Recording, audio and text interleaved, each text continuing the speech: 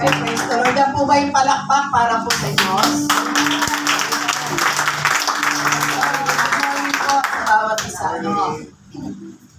Kanina pa lang po, mula po sa ating pong MC, alam po natin lahat po tayo, iba-iba po ng naranasan. Kanina pa lang po, nabanggit na po, may iba-iba tayo ng process. May mga cross po tayo. Tama po ba? May iba-iba tayong mga dinadala. At totoo po yun. So, ngayon po, dito po sa ating po monthly fellowship, hindi lang po tayo nagtitipon-tipon para i-promote ang pagkakaisa. Nandiyan pa po ba tayo? Dahil alam po natin, this is the will of God. Si Jesus, ito yung kanyang tanging panalangin na talagang magkaroon po ng pagkakaisa ang mga manggagawa mo ng Diyos. Amen. So, hindi lang po tayo para lagi tayong mapaalalahanan regarding sa pagkakaisa ng bawat isa po sa atin.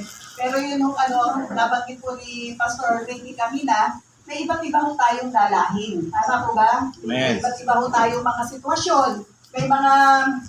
May iba't iba ho tayong mga pinagdadaanan.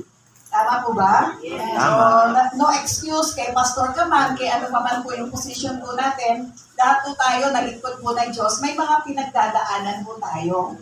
Kilala ho natin si David. Hello? Yes. Si David, na hindi pa lang po siya